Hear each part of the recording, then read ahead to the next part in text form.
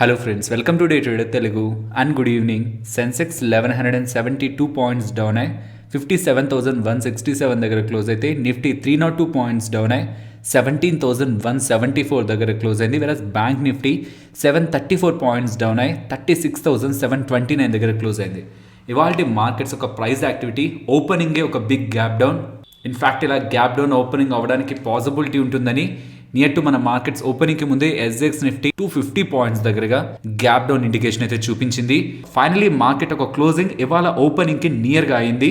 On positive note ఇవాళ first half లో వస్తున్న ఫాల్ లో మీరు గమనిస్తే బోత్ నిఫ్టీ అలాగే బ్యాంక్ నిఫ్టీ రెండిట్లో కూడా ఇంపార్టెంట్ సపోర్ట్ దగ్గర మార్కెట్ రియాక్ట్ అయింది. Means on lower levels important supports దగ్గర బుల్స్ తమ యాక్టివిటీని చూపిస్తున్నారు. కానీ అసలు ఎందుకని వాళ్ళ మార్కెట్ ఫాలో అయింది అండ్ ఫర్దర్గా మార్కెట్ యొక్క సెంటిమెంట్ని మనం ఎలా అర్థం చేసుకోవాలి, మొదటిది మాట్లాడుకునే ప్రయత్నం చేద్దాం. ఫస్ట్ థింగ్, మార్కెట్ ఫాల్కి major reason Infosys and HDFC bank numbers. Infosys numbers ప్రీవియస్గా ఉన్న ట్రేడింగ్ సెషన్ క్లోజ్ అయినప్పుడే వచ్చాయి.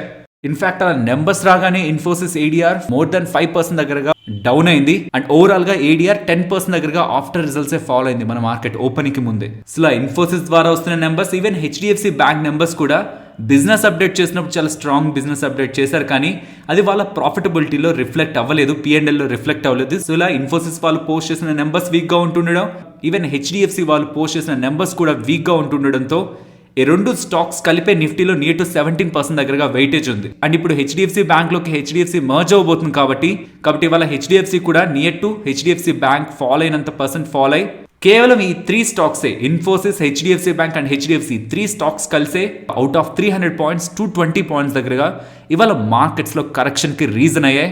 ఇక్కడతోనే మనకు అర్థమైపోతుంది ఇవాళ మార్కెట్స్ ఎందుకని ఇంతలా ఫాల్ అయ్యాయని. And only in bank Nifty fall అయిన 730 పాయింట్స్ లో 475 పాయింట్స్ దగ్గరగా హెచ్డిఎఫ్సి బ్యాంక్ ద్వారానే ఇవాళ మనం ఫాల్ అయితే గమనించాం. ఇది మేజర్ రీజన్. దీనికి ఇంకాస్త యాడ్ అవుతున్న రీజన్ గ్లోబల్ మార్కెట్స్ కూడా వీక్ గానే ఉన్నాయి.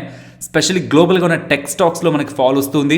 ఈవెన్ ఏషియన్ మార్కెట్స్ వీక్గా ఉన్నాయి. గ్లోబల్ మార్కెట్స్లో సెల్ ఆఫ్ వస్తుంటే ఎఫ్ఐస్ ఇండియన్ ఈక్విటీ మార్కెట్స్లో సెల్ చేస్తుంటారు కాబట్టి ఇండియన్ ఈక్విటీ మార్కెట్స్ కూడా ఫాల్ అవుతుంటాయి.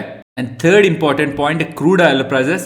లాస్ట్ వీక్ మనం గమనిస్తే నియర్ టు $97-98 పర్ బ్యారెల్ దగ్గరగా ఉన్న crude oil prices, Brent crude prices ఇప్పుడు నియర్ టు $113-114 పర్ బ్యారెల్ గా రీచ్ అయ్యాయి. మీన్స్ నియర్ టు 14-15% దగ్గరగా లాస్ట్ 1 వీక్ లోనే క్రూడ్ ఆయిల్ ప్రైజెస్ ర్యాలీ అయ్యాయి. అసలు క్రూడ్ ఆయిల్ ప్రైజెస్ కాదు, ఇన్ఫ్లేషన్ కూడా multi year highs and above expectations ఉంటూ ఉండడం కూడా నెక్స్ట్ సెంట్రల్ బ్యాంక్స్ వడ్డీ రేట్లను రైజ్ చేస్తారు. దీంతో ఈక్విటీ మార్కెట్స్ కంత మంచిది కాదన్న సెంటిమెంట్ ఎప్పటి నుంచో మార్కెట్ లో రన్ అవుతుంది.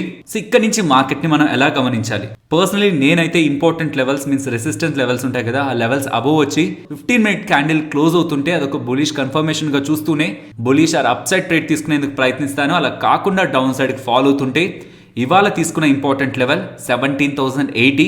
ఇఫ్ ఇది కూడా బ్రేక్ అయిందంటే 16,840 వరకు కూడా నిఫ్టీలోకి ఇంపార్టెంట్ సపోర్ట్ అయితే కనిపించట్లేదు. ఈవెన్ బ్యాంక్ నిఫ్టీలో కూడా ఇంపార్టెంట్ లెవెల్ 36,440.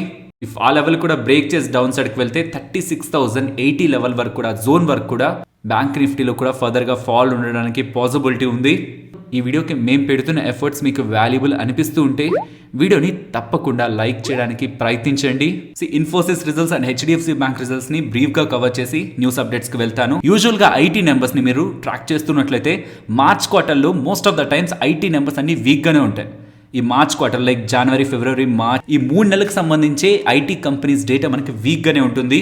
కానీ ఆ వీక్నెస్ కంటే ఇంకా బిలో ఎక్స్పెక్టేషన్స్ లోనే వీళ్ళ నెంబర్స్ పోస్ట్ చేస్తుండడం మార్కెట్ ని డిసప్పాయింట్ చేసింది. ఇక్కడ నార్మల్ రెవెన్యూ గ్రోత్ కనిపిస్తుంది, but dollar revenue growth quarter basis లో 0.7% దగ్గరగా గ్రో అవుతుంటే వీళ్ళ ఎబిటా మార్జిన్స్ నియర్ టు ఇక్కడ మీరు గమనిస్తే 200 బేసిస్ పాయింట్స్ దగ్గరగా 2% దగ్గరగా క్వార్టర్ కంపారిజన్ లో ఫాల్ కనిపిస్తుంది.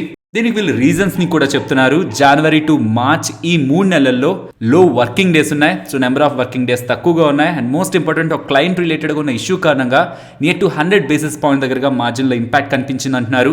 And IT companies results post చేస్తున్నప్పుడు మెయిన్ గా గమనించేది వాళ్ళ present results and next important గా గమనించేది వాళ్ళ గైడెన్స్. అలా చూస్తే వీళ్ళ టాప్ లైన్ గైడెన్స్ మీన్స్ వీళ్ళ రెవెన్యూ గైడెన్స్ ని పాజిటివ్ గా ఇచ్చారు, చాలా స్ట్రాంగ్ గా ఇచ్చారు. 13-15% దగ్గరగా నెక్స్ట్ FY23 కి సంబంధించి వీళ్ళ రెవెన్యూ గ్రోత్ ఉంటుందని, అది పాజిటివే. కానీ వీళ్ళ మార్జిన్స్ రిలేటెడ్ గా వీళ్ళు 21-23%, ప్రీవియస్ గా 23% అన్నారు, కానీ ఇప్పుడు 21-23 ఇన్ లోయర్ సైడ్ 21% కూడా రావడానికి పాసిబిలిటీ ఉంటుందని వీళ్ళు లోయర్ గైడెన్స్ కారణంగా most of the broking and rating agencies అన్ని కూడా వాళ్ళ టార్గెట్స్ ని అండ్ వాళ్ళ ఫ్యూచర్ అవుట్లుక్ని కూడా ఇన్ఫోసిస్ రిలేటెడ్గా కట్ చేశాయి. కాబట్టి ఇన్ఫోసిస్ రిలేటెడ్గా ఇవాళ మనకి ఇంతలా సెల్లింగ్ అయితే కనిపించింది. నెక్స్ట్ హెచ్డిఎఫ్సి బ్యాంక్ నెంబర్స్ గురించి మాట్లాడుకోవాలి. ఈ నెంబర్స్ అంతా వర్స్ట్గా ఉన్నాయంటే అలా ఏం కాదు. ఈవెన్ బ్యాంకింగ్ సెగ్మెంట్లో ఇది బెస్ట్ నెంబర్స్ ఏవి. కాకపోతే ప్రాబ్లం అంతా హెచ్డిఎఫ్సి బ్యాంక్ ఇప్పటి వరకు best performance quarter on quarter బేసిస్లో సీక్వెన్షియల్గా కూడా డెలివర్ చేస్తూ వస్తునేసరికి ఇప్పుడు వస్తున్న నెంబర్స్ ప్రీవియస్ క్వార్టర్స్ ఒక గ్రోత్ని మ్యాచ్ చేయలేకపోతున్నాయి. అది మార్కెట్ ఎక్స్పెక్టేషన్స్ని డౌన్ చేస్తూ ఉంది. దాని కారణంగానే ఇలా మనకి హెచ్డిఎఫ్సి బ్యాంక్ రిలేటెడ్గా ఇలా ఫాల్ అయితే కనిపిస్తుంది. స్టిల్ వీళ్ళ సెట్ క్వాలిటీ లాస్ట్ క్వార్టర్స్తో కంపేర్ చేస్తున్నా, లాస్ట్ ఇయర్ సేమ్ క్వార్టర్తో కంపేర్ చేస్తున్నా ఇంకా బెటర్ అవుతుంది. అసెట్ క్వాలిటీని స్ట్రాంగ్గా మెయింటైన్ చేస్తున్నారు. అండ్ బిజినెస్ అప్డేట్ కూడా వెరీ పాజిటివ్గా వచ్చారు. కానీ అది ప్రాఫిట్ అండ్ లాస్లోకి కన్వర్ట్ అవ్వలేదు. లైక్ నెట్ ఇంట్రెస్ట్ ఇన్కమ్లోకి కన్వర్ట్ అవ్వలేదు. అండ్ నెట్ ఇంట్రెస్ట్ మార్జిన్ కూడా 4% ఆల్ టైమ్ లోలో వీళ్ళు మెయింటైన్ చేస్తూ ఉండడం. సో ఎంటైర్ బ్యాంకింగ్ సెక్టార్కి టాప్ అయిన నెంబర్. హెచ్డిఎఫ్సి బ్యాంకుకి మాత్రం ఆల్ టైమ్ లో performance in terms of margins పరంగా వీళ్ళు మెయింటైన్ చేస్తూ ఉండడం. ఆపరేటింగ్ ప్రాఫిట్ గ్రోత్ 23 క్వార్టర్ లోలో ఉంటూ ఉండడం. అండ్ ప్రాఫిట్ ఆఫ్టర్ ట్యాక్స్ వీక్గా వీళ్ళు పోస్ట్ చేస్తూ ఉండడం కారణంగానే ఇది బిలో ఎక్స్పెక్టేషన్స్ మార్కెట్ని డిసప్పాయింట్ చేశాయి. దీంతో ఇవాళ హెచ్డిఎఫ్సి బ్యాంక్ లో కూడా మనకి ఫాల్ కనిపించింది. నెక్స్ట్ టాటా పవర్ గురించి మాట్లాడుకోవాలి. మనం గమనిస్తే ప్రీవియస్ గా చాలా సందర్భాల్లో టాటా పవర్ లోకి వేల కోట్లలో పెట్టుబడులు టాటా పవర్ రెన్యూబుల్ ఎనర్జీలోకి రాబోతున్నాయి. వీళ్ళ సబ్సిడరీ కంపెనీ రెన్యూబుల్ ఎనర్జీలో బిజినెస్ చేస్తున్న కంపెనీలోకి రాబోతున్నాయని ఇలా మల్టిపుల్ అప్డేట్స్ కనిపించాయి. బ్లాక్ రాక్ అని, ముబాదలా వాళ్ళని, ఇలా ప్రైవేట్ ఈక్విటీ ప్లేయర్స్ వీళ్ళు వెనకున్నారనేలా మనకు అప్డేట్స్ కనిపించాయి. ఇప్పుడు వస్తున్న అప్డేట్ ప్రకారం టాటా పవర్ కి సంబంధించిన టాటా పవర్ రెన్యూబుల్ ఎనర్జీలోకి నియర్ టు 4,000 crores దగ్గరగా ఇన్వెస్ట్మెంట్స్ గ్రీన్ ఫారెస్ట్ వాళ్ళు చేయబోతున్నారని. ఈ గ్రీన్ ఫారెస్ట్ బ్యాక్ ఉన్నది బ్లాక్ రాక్ అలాగే ముబాదలా వాళ్ళు. సో వీళ్ళు కలిపి టాటా పవర్ రెన్యూబుల్ ఎనర్జీ సెగ్మెంట్లో 4,000 crore దగ్గరగా ఇన్వెస్ట్మెంట్ చేయబోతున్నారన్నారు. అది యాక్చువల్గా ఒక సైడ్ పాజిటివ్. ప్రాబ్లం అంతా ఏ వాల్యుయేషన్లో ఇన్వెస్ట్మెంట్ చేస్తున్నారని. ఇప్పుడున్న డిస్కషన్స్ ప్రకారం ఈ 4,000 crore వీళ్ళు ఇన్వెస్ట్ చేసి టాటా పవర్ రెన్యూబుల్ ఎనర్జీలోంచి 9.8 to 11.4 ఇన్ బిట్వీన్ వాటాని వీళ్ళు రైజ్ చేస్తారని. సో ఆ పాయింట్స్ కి డీల్ ఎండ్ అయ్యే పాయింట్ కి ఉన్న మల్టిపుల్ ఫ్యాక్టర్స్ ని కన్సిడరేషన్ లోకి తీసుకొని 9.8 to 11.4 ఇన్ బిట్వీన్ వాటాని వీళ్ళు కొంటున్నారనేసరికి in the best case near to 34,000 crore దగ్గరగా ఈ టాటా పవర్ రెన్యూబుల్ బిజినెస్ ని వీళ్ళు వాల్యూ చేస్తున్నారని వస్తున్న అప్డేట్స్. మార్కెట్ 34,000 crore కాదు, ఇంకా హైయర్ వాల్యుయేషనే దొరుకుతుంది రెన్యూబుల్ ఎనర్జీ సెగ్మెంట్. కానీ టాటా పవర్ స్టాక్ ప్రైస్ లో దాన్ని ఇంక్లూడ్ చేసే ప్రయత్నం చేసింది. కానీ ఇప్పుడు కేవలం 34,000 crore లోనే ఇక్కడ డీల్ జరుగుతూ ఉండడం. సో ఇదే మెయిన్ రీజన్. ఈవెన్ ఇలా పాజిటివ్ అప్డేట్ 4,000 crore ఇన్వెస్ట్మెంట్ రాబోతుందని వస్తున్న అప్డేట్ తర్వాత కూడా స్టాక్ ప్రైస్లో ఇలా ఫాల్ కనిపించడం. అండ్ ఈ ఎంటైర్ ట్రాన్సాక్షన్ నెక్స్ట్ 7 monthsలో 2 tranchesలో మీన్స్ 2 partsగా ఈ ట్రాన్సాక్షన్ కంప్లీట్ అవుతుందని ఇలా అప్డేట్స్ అయితే కనిపిస్తున్నాయి. Next Ambuja cements and ACC గురించి మాట్లాడుకోవాలి. రీసెంట్ టైమ్స్లో బ్లూంబర్గ్ వాళ్ళు రిపోర్ట్ చేస్తున్న దాని ప్రకారం లఫాజ్ హోల్సిమ్ వాళ్ళు, ఇది స్విట్జర్లాండ్కి సంబంధించిన మల్టీనేషనల్ కంపెనీ. వీళ్ళు బిల్డింగ్ మెటీరియల్స్ని మ్యానుఫ్యాక్చర్ చేస్తుంటారు. అండ్ వరల్డ్లోని ఇది లార్జెస్ట్ కంపెనీ సెగ్మెంట్లో. వీళ్ళకి సంబంధించి ఇండియాలో 2 companies ఉన్నాయి, ఏసీసీ సిమెంట్స్ అలాగే అంబుజా సిమెంట్స్. ఇప్పుడు వస్తున్న అప్డేట్స్ ప్రకారం లఫాజ్ హోల్సిమ్ వాళ్ళు మీన్స్ వీళ్ళ పేరెంట్ కంపెనీ వీళ్ళ రిలేటెడ్గా ఉన్న డెట్ని తగ్గించుకోవడం కోసం వీళ్ళకి సంబంధించిన నాన్ కోర్ అసెట్స్ని సెల్ చేస్తుందని. లైక్ బ్రెజిల్లో ఆల్రెడీ సెల్ చేశారు అండ్ జింబాబ్వే వీళ్ళు సెల్ చేయడానికి ప్రయత్నిస్తున్నారు. ఇందులో భాగంగానే వీళ్ళు ఇండియాలో $9.6 billion వర్త్ చేస్తున్న అంబుజా సిమెంట్స్ వాటాను కూడా సెల్ చేయడానికి ప్రయత్నిస్తారని. సో ఈవెన్ అది పాజిటివ్ అప్డేట్ అవుతున్నా ఆల్రెడీ స్టాక్ 20% దగ్గరగా ర్యాలీ అయిందన్న విషయాన్ని మనం గుర్తుంచుకోవాలి. నెక్స్ట్ టాటా స్టీల్ గురించి మాట్లాడుకోవాలి. May 3rd బోర్డ్ సమావేశం ఏర్పాటు చేసి వీళ్ళు Q4 రిజల్ట్స్ని, డివిడెండ్ని and most important stock split అంటే నెంబర్ ఆఫ్ షేర్స్ పెరుగుతాయి, దానికి తగ్గట్టు stock price and even face value of the stock తగ్గుతుంది. సో దీంతో ఇప్పుడు ట్రేడ్ అవుతున్న ప్రైస్ నుంచి చాలా తక్కువ ప్రైస్లో ఈ స్టాక్ ప్రైస్ వచ్చి ట్రేడ్ అవుతూ ఉంటుంది. కాబట్టి most of the retail investors ఎక్కువ ఆసక్తి చూపిస్తారు. సో ఇదే basic theme. So stock split అనగానే స్టాక్స్ రిలేటెడ్గా పాజిటివ్ బజ్ ఉంటుంది. టాటా స్టీల్ రిలేటెడ్గా అప్డేట్ని ఇప్పుడు మాట్లాడుకున్నాం. బట్ ఈ క్యాలెండర్ ఇయర్ స్టార్టింగ్ నుంచి ఇప్పటి వరకు చాలా కంపెనీస్ స్టాక్ స్ప్లిట్ అప్డేట్స్ని అయితే చేశాయి. So near to 45 stock split రిలేటెడ్గా ఉన్న డేటా మీకు 3 around టెలిగ్రామ్లో అప్డేట్ చేశాను. ఇఫ్ మీరు మన టెలిగ్రామ్ ఛానల్లో లేనట్లయితే టెలిగ్రామ్ యాప్ ఇన్స్టాల్ చేసి డే ట్రేడర్ తెలుగు అని సర్చ్ చేయండి. 2,99,000 అరౌండ్ మన ఛానల్ ఉంటుంది. అందులో వెళ్ళారంటే 3 o'clock అరౌండ్ ఇమేజ్ మీకు కనిపిస్తుంది. నెక్స్ట్ M&M గురించి మాట్లాడుకోవాలి. మహేంద్ర వాళ్ళు అప్డేట్ చేస్తున్న దాని ప్రకారం వీళ్ళ వెహికల్స్ పైన నియర్ టు 2.5% దగ్గరగా ప్రైస్ హైక్ ని తీసుకోబోతున్నారని. అలా చూస్తే ఇన్ ద లోయెస్ట్ వేరియంట్ 10,000 నుంచి ఇన్ ద హైయెస్ట్ వేరియంట్ 63,000 వరకు కూడా ప్రెసెంట్ ఉన్న వెహికల్ ప్రైజెస్ పెరగబోతున్నాయని.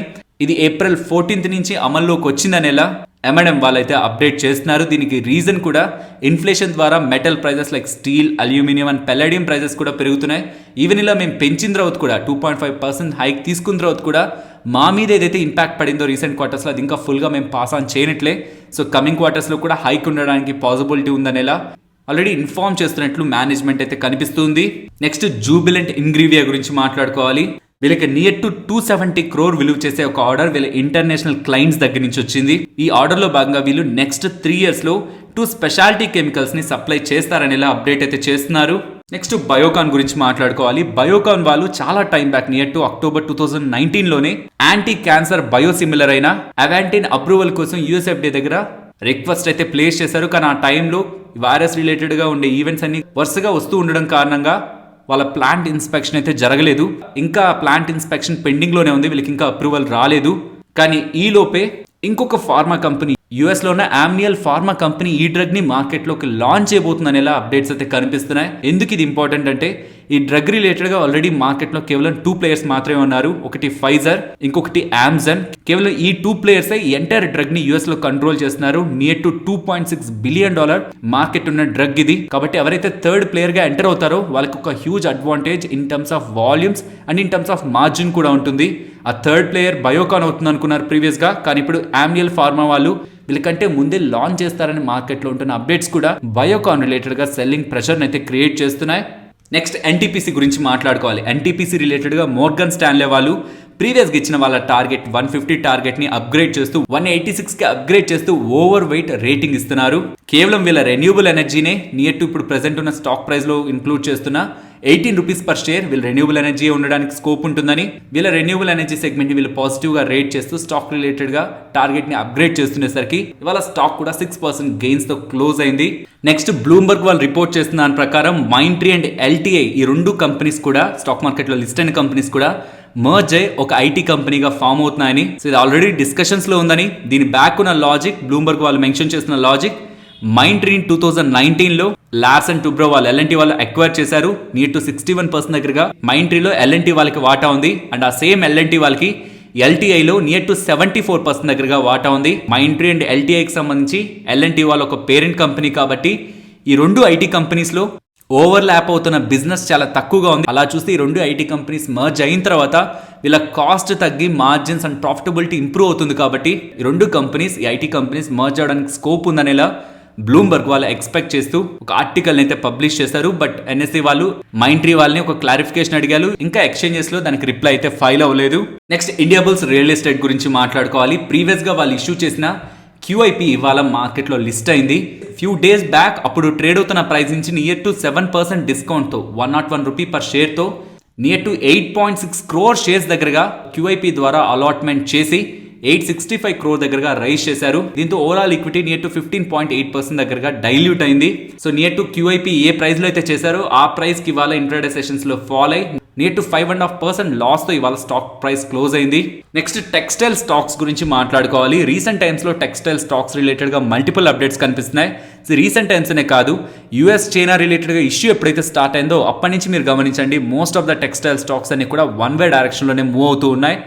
దానికి అడిషన్ గా రీసెంట్ టైమ్స్ లో 2 ఇంపార్టెంట్ అప్డేట్స్ వచ్చాయి. ఫస్ట్ ది కాటన్ రిలేటెడ్ గా కస్టమ్ డ్యూటీని గవర్నమెంట్ రిమూవ్ చేసింది అండ్ సెకండ్ ది 61 కంపెనీస్ దగ్గరగా ఈ PLI స్కీమ్ లో సెలెక్ట్ అయ్యాయి. సో గ్లోబల్ గా ఉన్న సినారియో టెక్స్టైల్ స్టాక్స్ కి లాస్ట్ 1.5 year దగ్గర నుంచి సపోర్ట్ చేస్తుంటే ఇండియన్ గవర్నమెంట్ దగ్గర నుంచి కూడా custom duty related advantage and PLI scheme లో భాగంగా కూడా టెక్స్టైల్ స్టాక్స్ కి అడ్వాంటేజ్ దొరుకుతుండడంతో ఇదంటే టెక్స్టైల్ స్పేస్ రిలేటెడ్ గా పాజిటివ్ ఎన్విరాన్మెంట్ ని క్రియేట్ చేస్తుంది. Next Nifty and bank Nifty support and resistance present ఉన్న లెవెల్స్ దగ్గర నుంచి టాప్ సైడ్ కి మూవ్ అవుతుంటే 17,270 అండ్ ఆపై 17,330. ప్రెసెంట్ ఉన్న లెవెల్స్ నుంచి డౌన్ సైడ్ కి వస్తుంటే ఇమీడియట్ గా 17,080 అండ్ బ్యాంక్ నిఫ్టీ రిలేటెడ్ గా ప్రెసెంట్ ఉన్న లెవెల్స్ నుంచి డౌన్ సైడ్ కి వెళ్తుంటే 36,620 అండ్ ఆ లెవెల్ బిలో 36,440. ఇవాళ ఎగ్జాక్ట్లీ ఆ పాయింట్ దగ్గరే మార్కెట్ సపోర్ట్ తీసుకుంటే అండ్ ఇక్కడ నుంచి టాప్ సైడ్కి వెళ్తున్నప్పుడు 36,950 అండ్ ఆపై 37,120. అండ్ ఇలా మార్కెట్ ఓల్టైల్ గా రియాక్ట్ అవుతున్నప్పుడు ఆప్షన్ చైన్ డేటాని 1 or 2 days అవాయిడ్ చేయడం మంచిది. కాబట్టి మన వీడియోలో డిస్కస్ చేయట్లేదు. ఫైనలీ ఇది ఫ్రెండ్స్, మన వీడియో నచ్చిందా? నచ్చితే మన వీడియోని లైక్ చేయండి ఫ్రెండ్స్. అండ్ ఈ వీడియో మన వాళ్ళకి యూజ్ అవుతుంది అనుకుంటే తప్పకుండా షేర్ చేయండి. అండ్ మన ఛానల్ని సబ్స్క్రైబ్ చేయనట్లయితే ఛానల్లో ఉన్న కంటెంట్ని గమనించండి. ఇఫ్ ఆ కంటెంట్ మీకు ఇంట్రెస్టింగ్గా కనిపిస్తూ ఉంటే ఛానల్ని సబ్స్క్రైబ్ చేసి పక్కనే ఉన్న బెల్ ఐకాన్ క్లిక్ చేయండి. మరొక ఇంట్రెస్టింగ్ వీడియోతో మళ్ళీ మీ ముందుకు వస్తాను. అంతవరకు టేక్ కేర్. జై హింద్.